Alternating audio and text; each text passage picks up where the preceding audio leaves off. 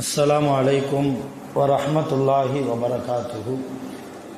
அல்ஹம்துலில்லாஹி ரப்பில் ஆலமீன்.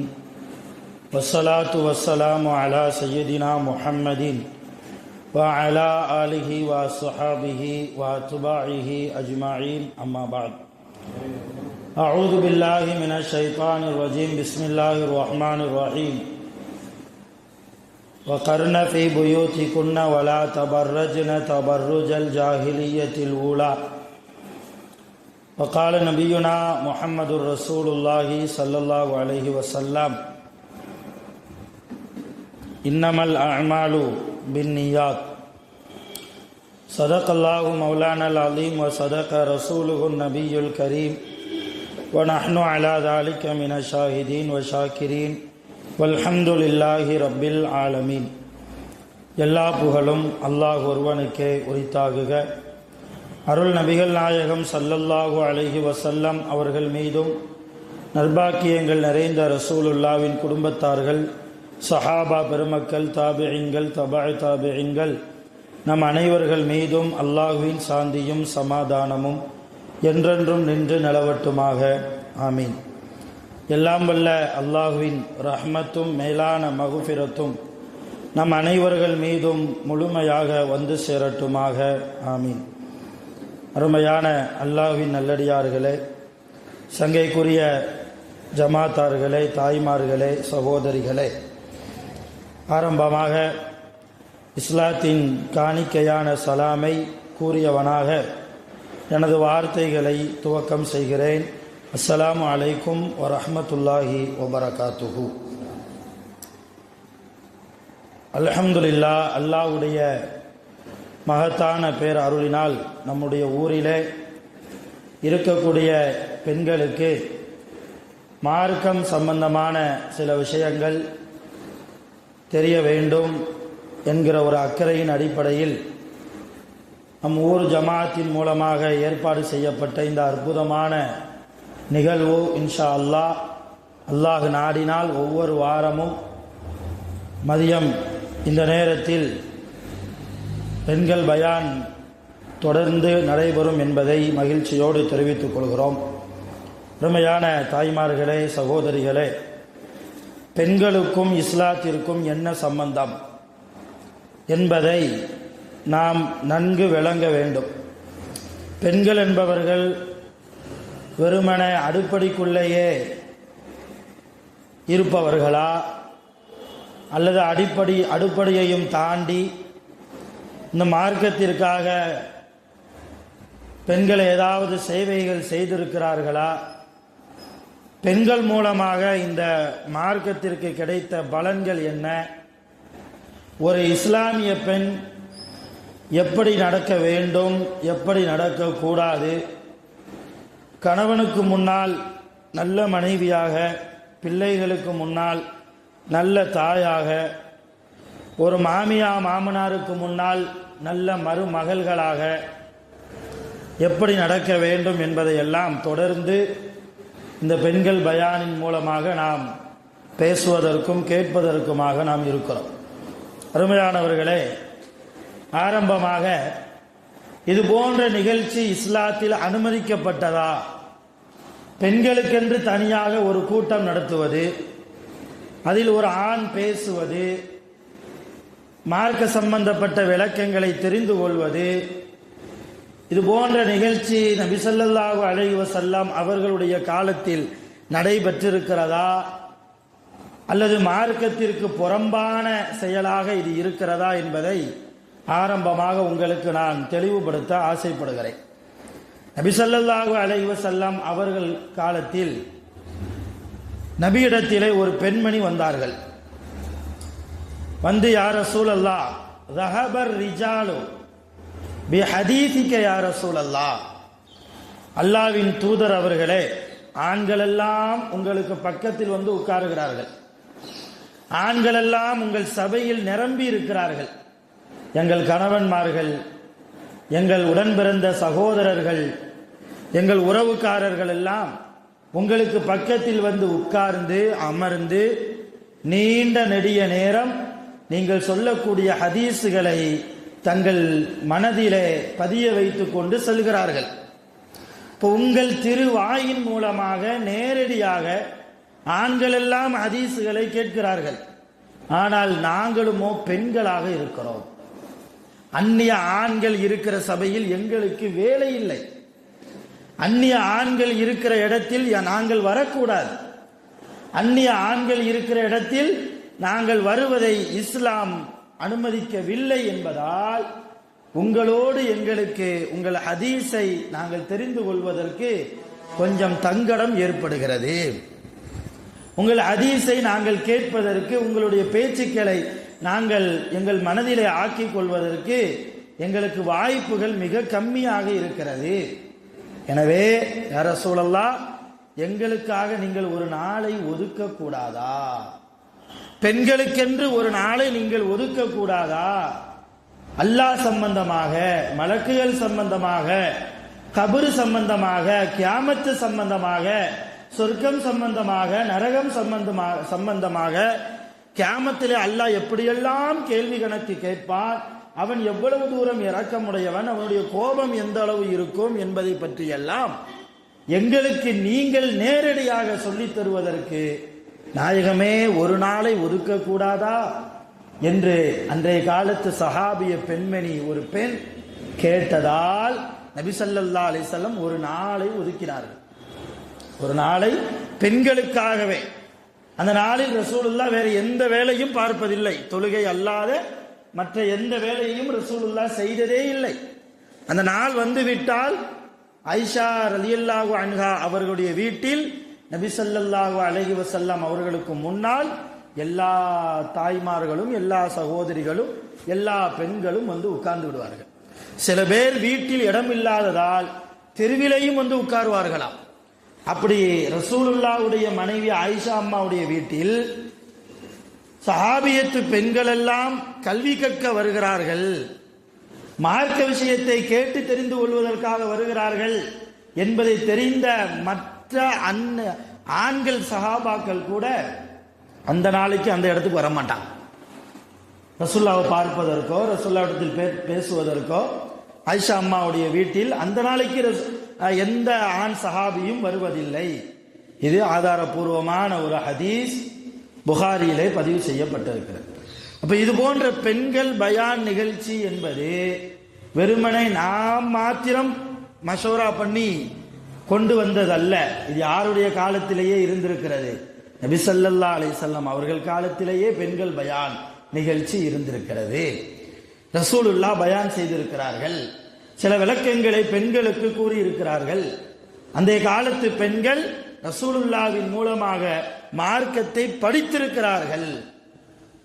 அதனுடைய தொடர்ச்சியாகத்தான் அந்த மகத்தான ரசூலுல்லாஹ்வுடைய இந்த சுன்னத் விடுபட்டு விடக்கூடாது என்கிற ஒரு அக்கறையில் நம்முடைய ஒக்கூரிலும் இருக்கக்கூடிய எல்லா பெண்களுக்கும், இஸ்லாமிய சகோதரிகள், இஸ்லாமிய தாய்மார்கள் அனைவர்களுக்கும் மார்க்கம் சம்பந்தப்பட்ட ஞானங்கள் போய் சேர வேண்டும். மார்க்கம் சம்பந்தப்பட்ட சில விஷயங்கள் போய் சேர வேண்டும்.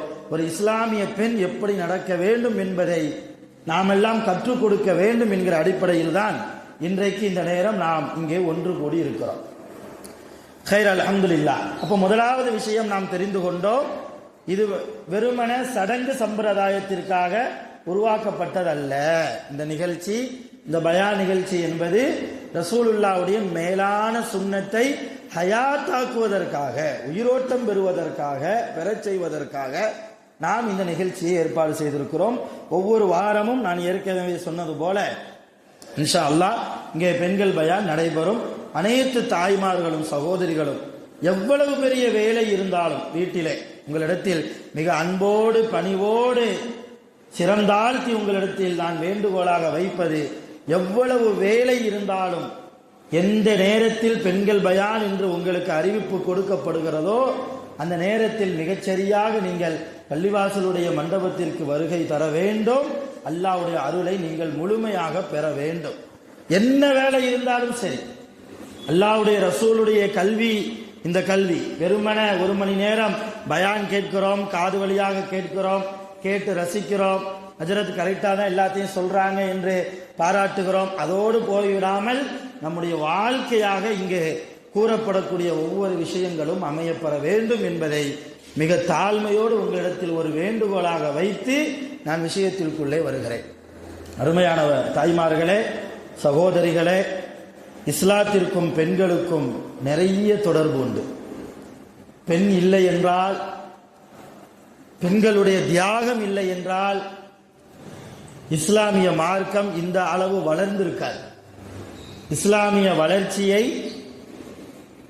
பட்டியல் போட்டு சொல்ல வேண்டும் என்றால் பெண்களுடைய தியாகத்தை ஒதுக்கி வைத்துவிட்டு நம்மால் சொல்லிவிட முடியாது.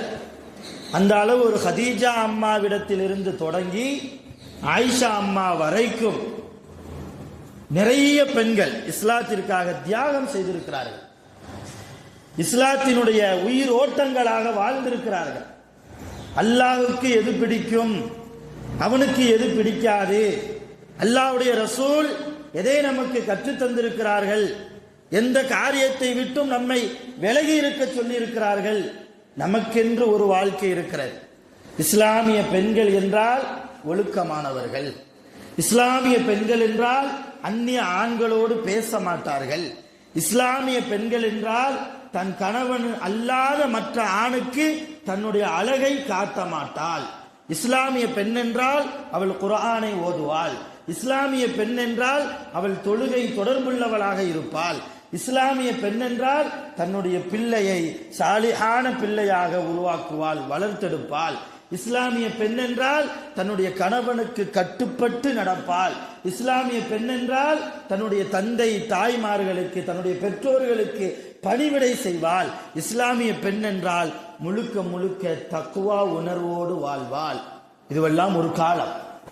ஆனால் இன்றைக்கு குறை சொல்வதற்காக தாய்மார்கள் நினைத்துக் கொள்ளக்கூடாது. வருத்தத்தோடு பதிவு செய்கிறேன், தக்வா இல்லாத பெண்களாக நாம் இருக்கிறோம். இஹ்லாஸ் இல்லாத பெண்களாக நாம் இருக்கிறோம். நம்முடைய தக்வாவில் இன்றைக்கு குறைபாடு இருக்கிறது. நம்முடைய இஹ்லாஸில் இன்றைக்கு குறைபாடு இருக்கிறது. குர்ஆன் ஓத தெரியாமலேயே கபருக்கு போகக்கூடிய நிறைய பெண்களை நாம் பார்க்கிறோம், இல்லையா? ஹஜ் எப்படி செய்ய வேண்டும் என்கிற விஷயம் தெரியாமல் நிறைய ஹாஜிமாக்கள் ஹஜ்ஜை முடித்து வந்ததற்கு பின்னாலும் கூட வீட்டு வாசலில் அமர்ந்து கொண்டு புறம் பேசுவதை நிறைய ஊர்களில் நாம் பார்க்கிறோம்.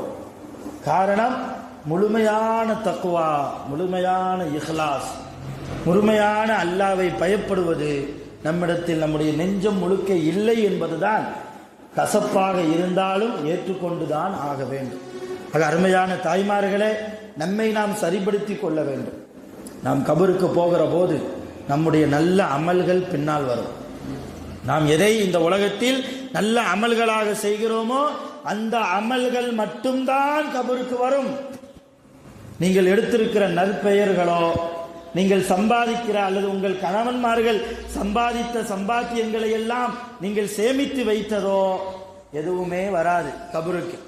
கபருக்கு வருவதெல்லாம் உங்களுடைய சாலிஹான அமல்கள் மட்டும்தான். சாலிஹுல் அஅமால் என்றார்கள் நபிகள் நாயகம் ஸல்லல்லாஹு அலைஹி வஸல்லம். நல்ல அமல்களை பெண்கள் செய்ய வேண்டும். நபி ஸல்லல்லாஹு அலைஹி வஸல்லம் ரஜபுடைய மாதத்தில் நாம் அமர்ந்திருக்கிறோம். இந்த ரஜபுடைய மாதத்தில் தான் பிறை 27 அன்று நபி ஸல்லல்லாஹு அலைஹி வஸல்லம் மிஅராஜுடைய பயணத்தில் இருந்தார்கள். மிஅராஜிலே ரசூலுல்லாஹ் எல்லாத்தையும் பார்த்தாங்க, வானத்தில் உள்ள எல்லாத்தையும் பார்த்தாங்க. அப்படி ரசூலுல்லாஹ் நரகத்தையும் பார்த்தார்கள். தான் நரகத்தில் பார்த்த விஷயத்தை நபி ஸல்லல்லாஹு அலைஹி வஸல்லம் உலகத்தில் இருக்கிற எல்லா சஹாபாக்களுக்கும், ஆண்களுக்கும் பெண்களுக்கும் சொன்னார்கள். அப்படி சொன்ன போது என்ன சொன்னார்கள் தெரியுமா? நான் நரகத்தில் அதிகமாக பெண்களைத்தான் பார்த்தேன். நரகத்தில் ஆண்களை விட அதிகமாக நான் யாரை பார்த்தேன்? பெண்களைத்தான் பார்த்தேன். இப்ப கேட்டாங்க சில பெண்கள், யா ரசூலல்லாஹ், பெண்கள் நிறைய பேர் நரகத்தில் இருந்தார்கள் என்றால் என்ன பாவம் செய்தார்கள்? அப்படி என்ன தப்பு செஞ்சாங்க? ரசூலுல்லாஹ் நிறைய சொன்னாங்க. ரசூலுல்லாஹ் நிறைய காரணத்தை சொன்னாங்க. அதுல மிக முக்கியமான காரணம் கணவனுக்கு கட்டுப்படாமல் இருப்பது, கணவனுக்கு கட்டுப்படாமல் வாழ்வது. கணவன் ஒன்னு சொன்னா இந்த அம்மா 5 பேசும். இதுக்காண்டியே நம்ம ஆம்பளையால் வீட்டுல போனா சீதை வீட்டை ஏதாவது ஒரு வார்த்தையை சொல்லிட்டோம்னா அங்கிருந்து வாக்குவாதம் வருமோ, தேவையில்லாத பிரச்சனை வருமோ என்பதற்காக வேண்டியே நிறைய ஆண்கள் வாய்க்கு பூட்டு போட்டு கொண்டு வீட்டில் வாழக்கூடிய ஆண்களாக இருக்கிறார்கள். கணவனோடு வாக்குவாதம் பண்ணுவது, சண்டை போடுவது ஒரு நல்ல மனைவிக்கு அழகல்ல. அல்லாஹ் விரும்பக்கூடிய மனைவிக்கு அழகல்ல. கணவன் எதை சொல்கிறாரோ அதன்படி கட்டுப்பட்டு வாழ்வதுதான் இஸ்லாமிய பெண்களுக்கு அடையாளம். உண்மையான தக்வா உள்ள பெண்மணி யார்? தன் கணவன் எதை சொல்கிறானோ அதன்படி நடக்க வேண்டும். எந்த அளவு? ஒரு கணவன் சொல்றான், உன் அத்தா அம்மாவை பார்க்க போவாத, உன் அத்தா அம்மாவை பார்க்க நீ போகக்கூடாது என்று சொன்னாலும் கூட அந்த மனைவி கணவன் பேச்சை கேட்டு தன் பெற்றோர்களை பார்க்காமல் இருப்பதுதான் அவளுக்கு சிறந்தது. அவளுக்கு சிறந்தது என்பதோடு மாத்திரமல்ல, அந்த பெண்ணை பெற்றெடுத்த பெற்றோர்களுக்கும் அதுதான் சிறந்தது. எங்க அத்தா அம்மாவை பார்க்க கூடாதுன்னு சொல்றதுக்கு நீ யார்? உன் அத்தா அம்மாவை நான் பார்க்க கூடாதுன்னு சொல்றேனா என்றெல்லாம் வாக்குவாதம் பண்ணுவதை விட, நான் வெறுமன கற்பனையாக இதை சொல்லல, ஹதீஸ் இருக்குது, ஆதாரம் இருக்குது. ஒரு சஹாபியா பெண்மணி, அவர்களுடைய கணவர், அநேகமா அவருடைய பெயர் அபு தல்ஹா என்று நினைக்கிறேன், சரியாக ஞாபகத்தில் இல்லை. அவங்க சொல்லிடுறாங்க, நான் இந்த மாதிரி வெளியூர் போறேன், வீட்டிலேயே இரு, வீட்டுக்கு தேவையான எல்லா காய்கறி ஜாமான்களையும் நான் வாங்கி வச்சிருக்கிறேன், சமைச்சிக்க சாப்பிட்டுக்க வீட்டிலேயே இரு, எக்காரணத்தை கொண்டும் நான் திரும்ப வீட்டுக்குள்ளே வருகிற வரைக்கும் வீட்டு வாசல் படியை தாண்டி நீ போகக்கூடாது, இது என்னுடைய உத்தரவு என்று சொல்லிவிட்டு அந்த சஹாபி போய்விட்டார். காலங்கள் ஓடுகிறது. ஒரு நாள், 2 நாள், 3 நாள், ஒரு வாரம் ஆகிறது. அந்த பெண்ணுக்கு செய்தி கிடைக்கிறது, அத்தாவுக்கு உடம்பு சரியில்லை, அத்தா படுத்த படுக்கையில் இருக்கிறார், திடீரென்று முடியாமல் போய்விட்டது. அப்ப தன் பக்கத்தில் இருந்த ஒரு அடிமை பெண்ணிடத்தில் இந்த விஷயத்தை சொல்லி நபி ஸல்லல்லாஹு அலைஹி வஸல்லம் அவரிடத்தில் சட்டம் கேட்டு அனுப்பினார்கள். அந்த பெண், அந்த சஹாபியத்து பெண் என்ன சட்டம் கேட்டு அனுப்புறாங்க? என்னுடைய கணவன் வீட்டை விட்டு வெளியே போகக்கூடாதுன்னு சொல்லி இருக்கிறார், அவர் திரும்ப வர்ற வரைக்கும் நான் வீட்டை விட்டு வெளியே போகக்கூடாது என்பது என் கணவருடைய உத்தரவு. ஆனா இந்த நேரத்தில் என்னுடைய அத்தா உடம்பு சரியில்லாமல் படுத்திருக்கிறார், நோயாளியை நலம் விசாரிக்க செல்வது உங்களுடைய சுன்னத் இல்லையா? நோயாளியை கண்டிப்பா நலம் விசாரிக்க செல்லணும். அதுவும் அத்தாவா இருந்தா போகாம எப்படி இருக்க முடியும்? மனசு வருமா? எனவே என் புருஷன் பேச்சை கேட்டு நான் வீட்டுக்குள்ள இருக்கிறதா அல்லது எங்க அத்தாவை பார்க்க நான் போவதா? இந்த மாதிரி ஒரு சட்டத்தை கேட்டு அனுப்பினார்கள் தன்னுடைய அடிமை பெண் ஒரு பெண்ணிடத்திலே. அந்த அடிமை பெண்ணும் நேரா போனாங்க ரசூல்லாட்ட. இந்த மாதிரி விஷயம் ரசூல்லா சொன்னாங்க, உன் தந்தையை பார்க்க போவதை விட உன் கணவரின் பேச்சுக்கு மதிப்பு கொடுத்து நீ வீட்டில் இருப்பதுதான் சிறந்தது என்றார்கள். சரின்னு அந்த அம்மாவும் உள்ளே உட்கார்ந்துட்டாங்க. கூட ஒரு 4-5 நாள் ஆகுது. அத்தா வஃபாத் ஆயிட்டார். அத்தா வஃபாத்து எவ்வளவு பாரமாக இருக்கும் இல்லையா? அத்தா வஃபாத் ஆயிட்டா ஒரு மகளா இருந்து அவருடைய மனம் எவ்வளவு பாடுபடும். ஜனாசாவை போய் பார்க்கணும், அத்தாவை கட்டி பிடிச்சி அழுகணும், அத்தாவுக்கு முத்தம் கொடுக்கணும் இல்லையா? அவர் முகத்தையாவது பார்க்கணும் என்கிற ஒரு தேட்டம் எல்லாருக்கும் இருக்கும் தானே. அந்த அம்மா அழுதுகிட்டே அந்த சஹாபியத்து பெண்மணி மறுபடியும் அடிமை பண்ணிட்டு சட்டம் கேட்டு அனுப்புனாங்க ரசூல்லாட்ட. போய் சட்டம் கேட்டு வா, இப்போ எங்க அத்தா வஃபாத் ஆயிட்டாங்க, இப்போ எங்க அத்தா வஃபாத் ஆயிட்டாங்க, அந்த ஜனாசாவையாவது நான் பார்க்க செல்லலாமா அல்லது இப்போதும் என் கணவன் பேச்ச மதிச்சு வீட்டுக்குள்ளதான் இருக்கணுமா? ரசூல்லா சட்டம் சொல்லி அனுப்பினார்கள், உன் தந்தையை பார்க்க போவதை விட, உன் தந்தையின் ஜனாசாவில் நீ கலந்து கொள்வதை விட உன் வீட்டில் இருப்பதே உனக்கு சிறந்தது. உன் கணவன் பேச்சை மதிப்பதுதான் உனக்கு உத்தரவு. உங்க அத்தாவை பார்த்தானா என்ன, உங்க அம்மாவை பார்த்தானா என்ன, உன் கணவர் எதை சொல்கிறாரோ கிழித்த கோட்டை தாண்டுவது இஸ்லாமிய பெண்களுக்கு அழகல்ல என்றார்கள் நபிகள் நாயகம் ஸல்லல்லாஹு அலைஹி வஸல்லம். அந்த அம்மாவும் போவலங்க. அத்தா இன்னைக்கு நம்ம யாராவது நம்ம வீட்டுக்காரரு உங்க அத்தா அம்மா ஜனாசா ஆயிட்டாங்க, இருந்தாலும் நீ போவாதன்னு சொன்னா நீங்களாம் ஒரு புருஷனா? உன்னைய கட்டினதுக்கு 4 எருவ மாட்டை கட்டியிருப்பேனே இல்லையா? சண்டை போடக்கூடிய பெண்களாகத்தான் இன்றைக்கு நம்ம இருக்கிறோம். நம்ம வீட்டு பெண்கள் அப்படித்தான் இருக்கிறான். ஆனா அந்த சஹாபியத்து பெண்மணி ரசூலுல்லாவுடைய சட்டத்தை கேட்டு அறிந்ததற்கு பின்னால் கணவன் பேச்சுக்கு மதிப்பு கொடுத்து தன் தந்தையின் ஜனாசாவுக்கு கூட போகலை. அதனால் கிடைத்த பலன் என்ன தெரியுமா?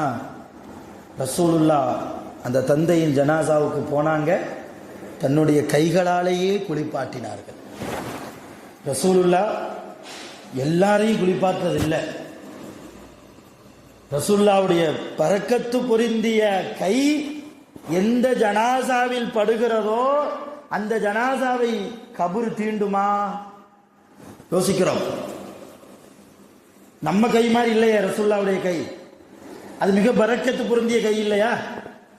ரசூலுல்லாவுடைய கை எந்த உடம்பில் படுகிறதோ அந்த உடம்பை சாப்பிடுவது மண்ணுக்கு ஹராம், பூமிக்கு ஹராம், கரையான்களுக்கு புழுப்பூச்சிகளுக்கு அது ஹராம், மண்புழுக்களுக்கு அது ஹராம்.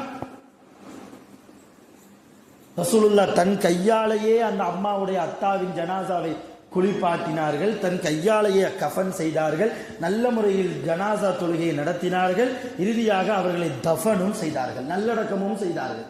எப்படி நல்லடக்கம்? குழியில தானே இறங்கினார்கள். கபரு குழிக்குள்ள தானே, எல்லாரும் இறங்குறது இல்லையா கபரு குழிக்குள்ள? ரொம்ப வேண்டப்பட்ட ஆள் தான் இறங்குவோம் இல்லையா? ரொம்ப அந்த ஜனாசாவுக்கு ரொம்ப வேண்டப்பட்ட ஆள் தான் கபரு குழிக்குள்ள இறங்கி என்னுடைய மாமன், என்னுடைய மச்சான், என்னுடைய சகோதரன், என்னுடைய அத்தா, என்னுடைய அம்மா என்றெல்லாம் சொல்லி ஜனாசாவை தாங்கி பிடித்து உள்ளே வைப்போம் இல்லையா? அது ஒரு உணர்ச்சிகரபூர்வமான ஒரு விஷயம் அது. அப்படி ரசூலுல்லாஹி ஸல்லல்லாஹு அலைஹி வஸல்லம் தானே கபருக்குள்ளே இறங்கி அந்த அத்தாவினுடைய ஜனாசாவை வாங்கி உள்ளே வைத்து நல்ல முறையில் நல்லடக்கம் செய்ததற்கு பின்னால் சுற்றி நின்ற சஹாபாக்களை பார்த்து ரசூலுல்லாஹ் சொன்னாங்க, ஹுவ அஹ்லுல் ஜன்னா, இந்த மையித் சொர்க்கவாசின்னாங்க ரசூலுல்லாஹ். இந்த மையித் யாரு? சுவனவாசி. இப்ப பக்கத்தில் இருந்த சஹாபாக்கள் கேட்டாங்க, யார் ரசூலுல்லாஹ் என்ன அமல் செய்தார்? சொர்க்கவாசின்னு சொல்லி நீங்களே சர்டிபிகேட் கொடுக்குறீங்களே, ரசூலுல்லாஹ் சர்டிபிகேட் கொடுத்துட்டாங்கன்னா அல்லாஹ் மறுப்பானா? டைரக்டா சொர்க்கம் தான், எந்த கேள்வி கணக்கும் கிடையாது. இப்ப நீங்களே நற்சான்றிதழ் கொடுத்ததற்கு என்ன காரணம்? என்ன அப்படி என்ன அவர் பிரத்யேகமான அமல் செய்தார்? எங்களை போன்றுதானே அவரும் தொழுதார், எங்களை போன்றுதானே அவரும் ரமலானில் நோன்பு வைத்தார். ரொம்ப பிரத்யேகமா குர்ஆன் ஓதுவதையோ அல்லது தர்மம் செய்வதையோ அல்லது நிறைய முறை உம்ராக்கள் செய்வதையோ ஹஜ்ஜி செய்வதையோ நாங்கள் பார்த்ததில்லையே. ஒரு அன்றாட காட்சி. அவர் போவார், உழைப்பார், கிடைக்கிற நேரத்தில் தொழுவார், தொழுகை உரித்த நேரத்தில் தொழுது விடுவார், கிடைக்கிற நேரத்தில் சம்பாதிக்க போவார். இப்படித்தான் அவருடைய வாழ்க்கை. இப்ப நீங்க சொர்க்கவாசின்னு சொல்றீங்களே, என்ன அமல் செய்தார்? ரசூலுல்லாஹ் சொன்ன விஷயத்தை தான் உங்களுக்கு